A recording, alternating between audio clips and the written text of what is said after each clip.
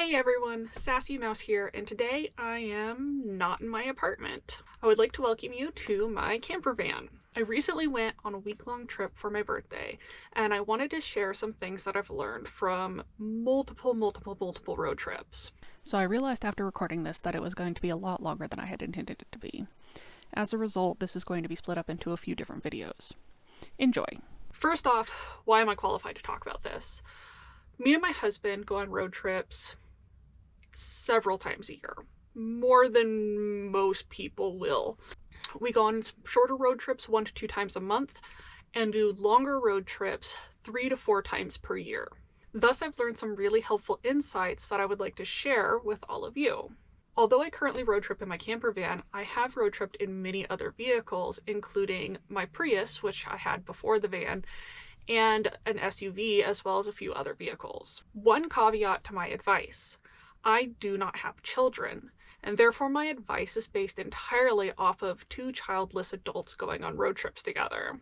I have never road tripped with young children or with children at all. If you do have children, you will need to take this into consideration when taking this advice, or really any other advice for road tripping. Road tripping starts before you even start packing. The first and probably most important thing you need to do before leaving on a road trip is make sure that your vehicle is in good enough condition to make it. This can range from checking some very basic things all the way up to modifying a vehicle into a road trip machine, like I've done with this van. Regardless of which vehicle you're taking, one thing you must absolutely do is check, change, or fill the oil. Running without oil or with dirty oil can significantly damage your engine and could lead to your car breaking down while on a longer road trip.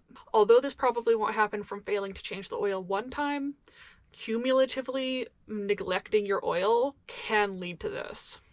At the very minimum, before going on your road trip, you should check your oil's level and color. Dark oil is not great, and if your oil level is low, that's a sign that there might be something wrong with your engine. If you're overdue for an oil change, make sure you get it done before you leave. If your oil change will become due while you are on your road trip, you might as well get it done beforehand. Most oil changes are done every 3,000 to 5,000 miles. If your road trip is over 1,000 to 2,000, you might want to consider doing it anyway. The next thing you want to do is make sure that your battery is in good condition. A car refusing to start can leave you stranded and potentially in a life-threatening situation. Although most cars breaking down is totally fine and you'll get yourself out of it, if your car breaks down in the wrong location, you could be stuck there for quite a while. Checking your battery's ability to hold a charge and changing it if needed before leaving can help to prevent this terrible thing from happening to you. The next thing you want to do is check the fill level of all under the hood fluids. If your fluids are low, it could indicate a problem with your engine or could lead to problems down the road. Some fluids, like coolant, can cause your engine to overheat and could lead to your engine and your car breaking down on the side of the road. Making sure all these fluids are at their appropriate levels can keep you from getting in trouble on the road. Next, you'll want to check and service your brakes if needed. Make sure, at a minimum, that you have enough brake pads to stop safely while on the road. If you're due for a brake pad change, make sure you get that done before you leave. It may also be helpful to check the condition of your rotors. Over time, rotors wear out. They are not necessarily good for the lifetime of the car. So if you have an older vehicle, make sure to check that your rotors look normal or get them checked by a professional. If you have an older car, you may also consider doing a brake fluid flush. Brake fluid goes bad over time, which is something that not everybody necessarily knows. Over time, you may lose the ability to stop safely, and getting your brake fluid flushed before a long trip can prevent you from careening down a mountain pass without brakes. Being able to stop quickly and safely is essential for a safe trip. I forgot to record this, but I also wanted to mention that you should check the depth of your tire's tread. You can tell by how far a penny goes into it. You ideally want more than the amount of space above Lincoln's head to go into your tire tread.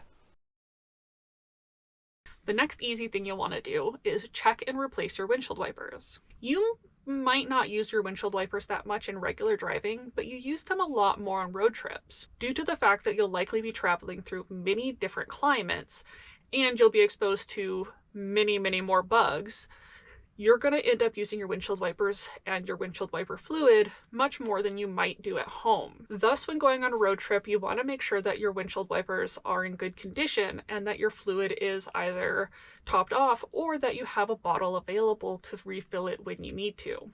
Now, windshield wipers are something that you can put off until it's a problem on the road because most gas stations do carry them. But I've run out of windshield wiper fluid in places that were very, very far from gas stations, and it sucks to have to deal with poor windshield quality until you finally get there. I always keep a bottle of windshield washer fluid in my car at all times. The next thing you want to do is check for an engine light on your dash and get the codes checked if there is one. Many modern vehicles have a way to monitor all of the complex systems that go into running an engine. As a result, they have the ability to give you codes that give you, let's say, hints about what's wrong with your vehicle. If you do have your engine light on, take it to a mechanic and get a code checked before you go on a trip. Some codes won't really be a big deal, but some of them could seriously bum you out if they cause problems while you're out far from home. Thus, it's always safe to get them checked beforehand and figure out how serious they actually are and potentially fix the problem before you go. In some cases, if your engine code is serious enough, it might honestly be worth it to rent a car for your road trip instead of taking your vehicle if it's unreliable.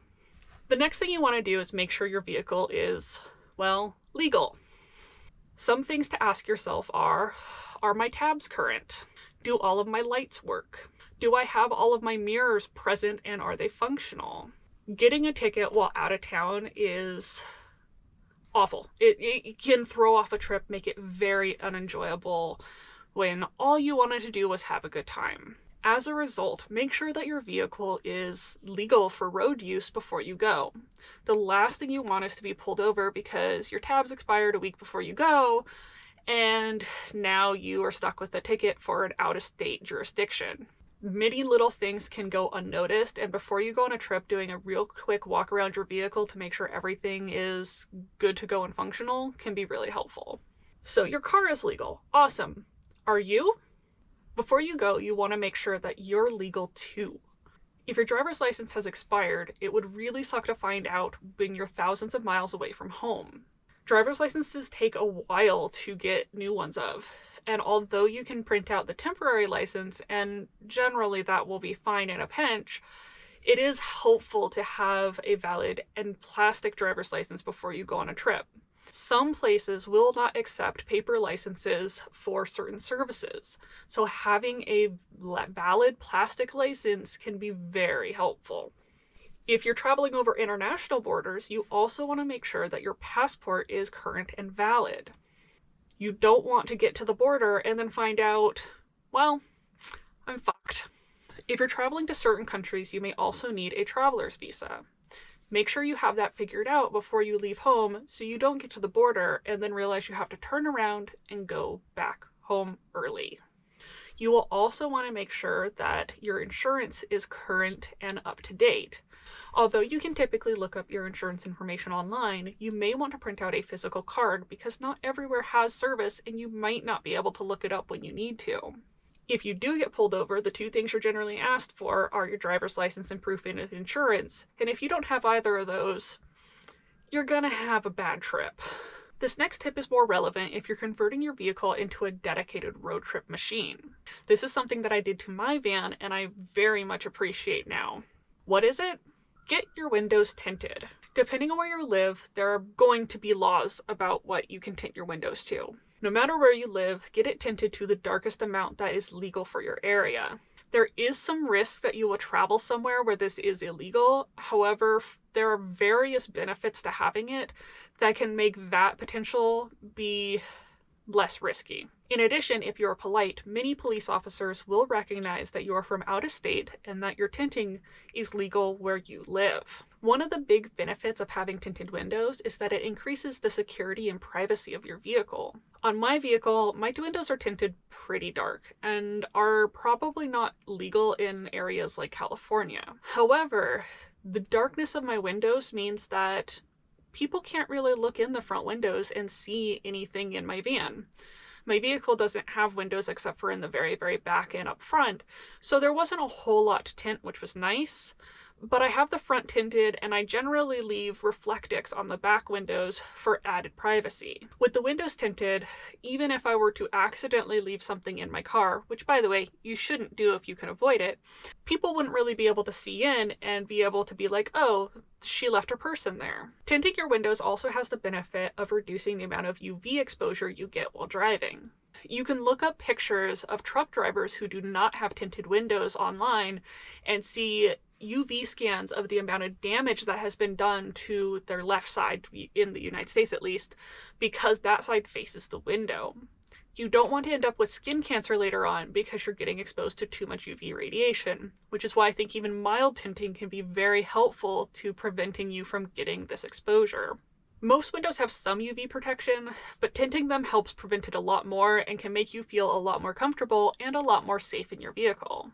In addition, if you are going to be sleeping in your vehicle at any point on the trip, having the windows tinted can make it a lot easier to sleep, as it makes it darker in your car without having to go through and cover every single window with Reflectix, which you should also consider and as a tip later on. There are many other modifications you can make depending on what kind of vehicle you have, and there are many ways to convert just about any vehicle into an RV. I've seen videos of a Prius converted into an RV, and it was delightful. If you have a larger vehicle, like a van or a large SUV, it's a lot easier to turn those into the ideal road tripping machines. If you're a casual road tripper or you don't road trip often, then you won't want to necessarily make these modifications. But if you are planning to get into road tripping or you do road trip often, there are lots of things you can do, and it's worth a search online to see what you can and cannot do with the vehicle that you already have. However, all of these modifications will require a lot more planning, and you will have to make that happen long before you leave for a particular road trip. As I said, this video ended up being a lot longer than I had intended. There will be more videos in this series coming out in the next few weeks, so subscribe and ring the notification bell to be notified when these videos come out.